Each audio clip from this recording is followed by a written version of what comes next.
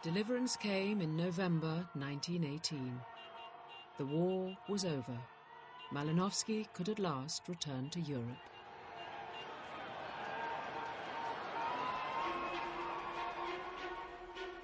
In 1922, Malinowski published his fieldwork, Argonauts of the Western Pacific. His detailed descriptions revealed a fresh perspective of the natives. His messages, they might look very different, they might live in a better climate, they might have more interesting sex lives, but they're very like you and me. Into his world, dominated by class, imperialism and crude racial stereotypes, Malinowski introduced the radical idea that these savages were in fact sophisticated and rational human beings. The islanders are just like us. Conniving, manipulative, industrious. Like any Viennese businessman. And the constitution of the tribe is subject to a strict code of behavior and social niceties, in comparison with which life at the court of Versailles would seem free and easy.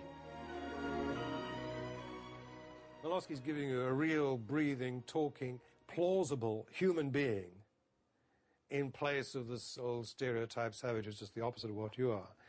And this plausible human being that Malinowski is giving you is not somebody you admire particularly necessarily, I think, any more than you admire your next-door neighbour, but you recognize it. You say, aha, yeah, I can see what he's up to. I can understand it. It makes sense to me, because he's rather like me in many ways.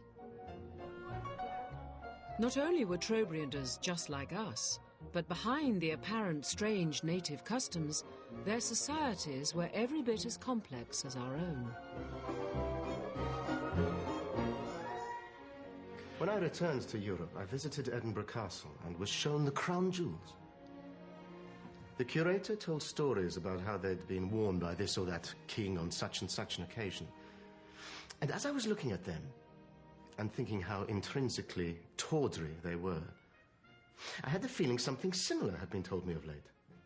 And suddenly, there rose before my eyes the image of a native village on coral soil and of a brown, naked man showing me long red strings and worn-out objects, greasy to the touch. And these Trobriand Vegua valuables are cherished and revered in exactly the same way as those crown jewels, purely for the historical sentiment that surrounds them. And Malinowski went further. Just as cooler shells were equivalent to our crown jewels, acquiring them was equal to our heroic sporting victories. And he believed these cultural similarities applied right across the globe. Shamanism and magic were similar to our grand religions. Maori tattoos were like medals of achievement. Malinowski was very clever because what he did in a way was he civilized the savage and savaged the civilized. He showed that they weren't irrational, that they just had different cultural rules to ours. To many, what Malinowski was proposing was nothing short of revolutionary. Humanity was the same the world over. And he thought he could reveal why with a big new idea in anthropology.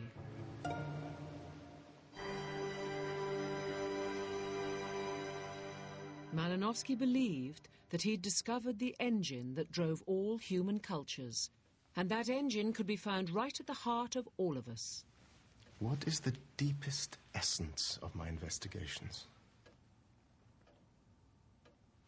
The discovery of the native's passions, his motives, his aims, his essential way of thinking.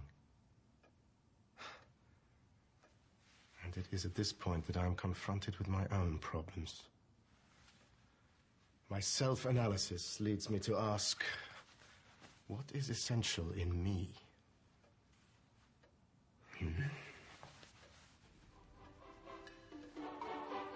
He said that everybody, everywhere, is driven by the same passions. Hunger, fear, vanity, sex.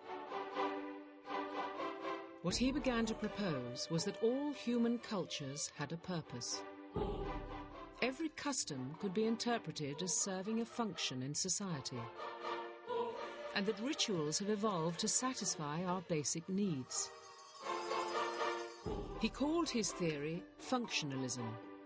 It could be applied to all societies, however sophisticated or apparently primitive.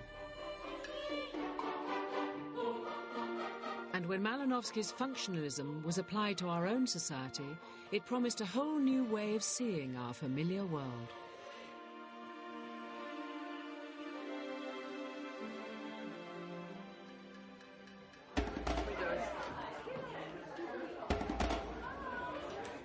Today, Sophie is 4 years old. She's having a birthday party. And I said, "Hello, Mr. Elephant."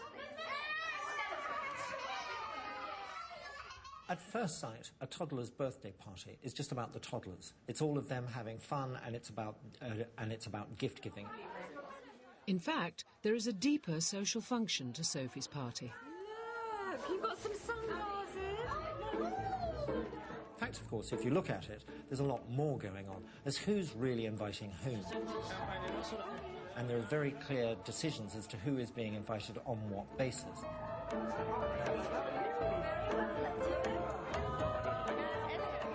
There's a sense of social obligation. If you have a group of mothers who have been invited to a toddler's party, well, they should feel obliged to invite that toddler back to theirs. Ready to blow? Blow a bit harder. Malinowski is pointing out how culturally constituted are so many of the activities and the ways in which we live, which we would otherwise think are just purely natural. It's the way we do things.